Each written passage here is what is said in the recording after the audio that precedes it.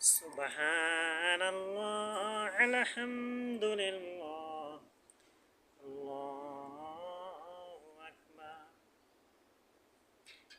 আল্লাহুম্মা, আল্লাহু ইজমাউ বাইনানা, আল্লাহু ইজমাউ বাইনানা, আল্লাহ সুবহানাহু ওয়া তাআলা সকলকে একত্রিত করবে। ওয়ালিল্লাহিল মাসির, তার নিকটেই প্রত্যাবর্তন স্থল। সম্মানিত হাজিরিন, কয়েকটি হরফ মিলে যে